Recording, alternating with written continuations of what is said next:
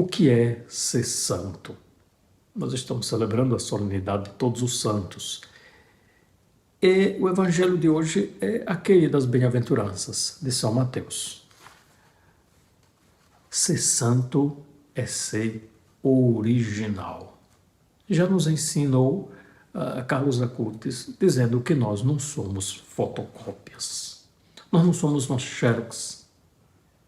Eu não posso ser Santa Teresa de Jesus, São João da Cruz, Santa Teresinha, São Francisco de Assis, Carlos Acutis. Não, eu sou Frei Claudiano, que nasci no estado de Sergipe, que morei em tantos outros lugares do Brasil e agora estou em Roma, estudando. Então, esse sou eu. Tenho uma história, tenho uma família, tenho projetos, tenho um passado, tenho um presente, tenho um futuro. E tudo isso eu tenho que corresponder à graça de Deus com a minha vida, com os meus desafios, com os meus problemas, com as soluções que encontro, com meus vícios, com a minha oração, com os meus estudos, com o meu relacionamento com os outros. Então, eu tenho que olhar tudo isso para saber onde não está Jesus. Normalmente, no nosso exame de consciência, nós pensamos nos nossos pecados. Mas eu vos aconselho, a partir de hoje, a no momento do exame de consciência pensar onde Jesus teve lugar no meu dia hoje. Onde eu tive lugar e não quis que Jesus estivesse. Então, assim, quando o santo ele vai colocando Jesus na vida, nos desafios da vida, nos momentos fáceis, difíceis, gloriosos, mas também de noite escura, de solidão, de sofrimento. O santo, ele é original porque ele é criativo em responder a Deus na sua vida, no seu tempo, nos seus desafios.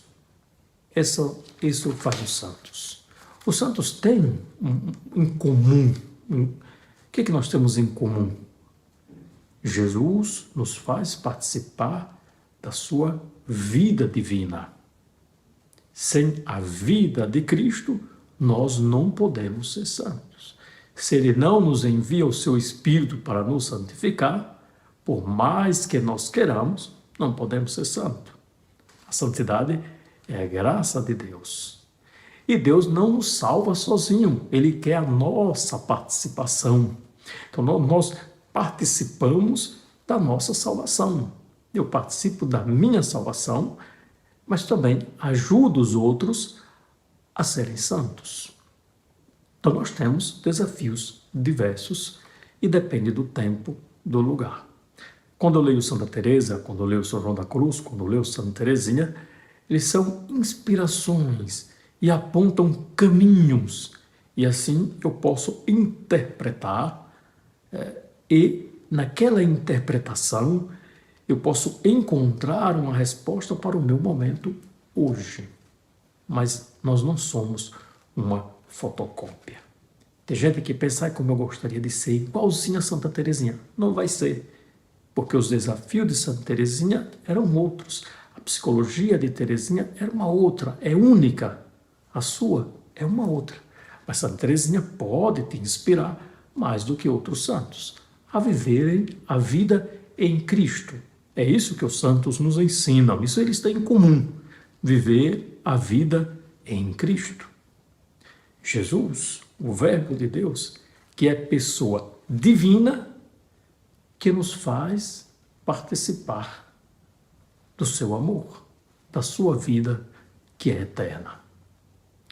O Evangelho de hoje, ele trata das bem-aventuranças. Este é um manual de santidade que não deve ser interpretado sem o seu contexto. Também isso não é um momento de dar uma aula de Bíblia, apenas fazer pequeníssima reflexão.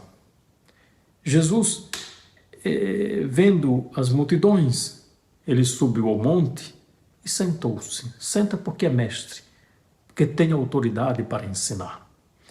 E os discípulos se aproximaram e Jesus começou a ensinar aos seus discípulos, a ensinar as bem-aventuranças. Para dizer, aqui estão os meios para vocês responderem, corresponderem à graça de Deus. Corresponderem à graça de Deus. Não pense que a vida de santidade é um caminho ascético para lá na frente encontrar a graça. Não se começa o caminho ascético se a graça já não estiver conosco. A vida de santidade é esse processo de abertura à graça de Deus. Então, aqui fala dos pobres, bem-aventurados os pobres, felizes os pobres, santos os pobres em espírito. Essa pobreza em espírito, aqui nós não podemos reduzir a miséria ou a pobreza daqueles que não têm pão. A igreja canonizou tantos e tantos que eram ricos, inclusive Carlos Acutis. Mas ele era rico, tinha bens, mas era pobre em espírito. Era pobre em espírito. Atenção para não ficar reduzindo, porque tem muitos pobres que têm espírito de imperadores, que rejeitam a graça de Deus, mesmo que não tenha dinheiro. Prestemos atenção nisso para a gente não ficar seguindo certos caminhos que mais atrapalham a interpretação do verdadeiro evangelho.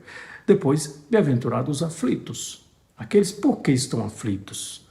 Estão aflitos por causa do nome de Jesus, porque seguem a Jesus, então são perseguidos, são aflitos. Estão aflitos. É uma aflição que tem uma causa. E essa causa, por exemplo, a aflição por causa do amor.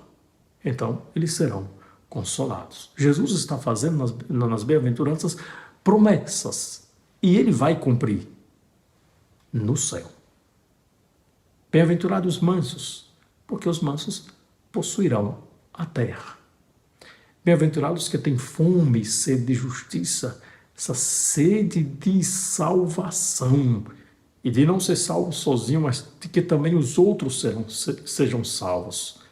Bem-aventurados os misericordiosos, aquele que agem pelo coração, mas não age a partir do egoísmo, não age a partir de puxar o tapete do outro, não. Age a partir do coração, vendo o bem do outro. Bem-aventurados os puros de coração, porque verão a Deus. Essa pureza de coração é dizer, eu quero seguir a minha vida como Jesus quer. Então, no dia a dia, você vai purificando os seus pensamentos, seus sentimentos. Não significa que de vez em quando os sentimentos sejam contrários, os pensamentos sejam contrários, mas os puros de coração, eles têm uma coisa. Aqueles que têm corações puros têm uma vontade firme em Deus. Apesar das tempestades dos pensamentos, dos sentimentos, seja lá do que for. Depois, bem-aventurado os que promovem a paz. Jesus é a nossa paz. Uma presença que promove a paz, mesmo nos momentos mais difíceis da sociedade, momentos difíceis da vida, você não se revolta, promove a paz. Não promove a divisão. Mas se luta pela justiça e se luta pela verdade. Onde falta a verdade não existe paz. Pode existir uma união aparente, mas uma paz mentirosa, porque onde não tem a verdade, não tem Jesus. É uma grande mensagem para o Brasil. Depois, bem-aventurados que são perseguidos por causa da justiça, por causa dos ensinamentos de Cristo, e deles é o reino dos céus. E assim vai, bem-aventurados sois vós, quando vos injuriares e perseguido, e mentindo disserem todo tipo de mal contra vós, por causa de mim. A razão é sempre Jesus. Alegrai-vos e exultai, porque será grande a vossa recompensa nos céus. Então, para terminar a pergunta, qual é a recompensa que você procura? A nossa recompensa deve ser sempre o céu. Que o Senhor nos guarde, nos abençoe e nos conserve no seu amor. Amém.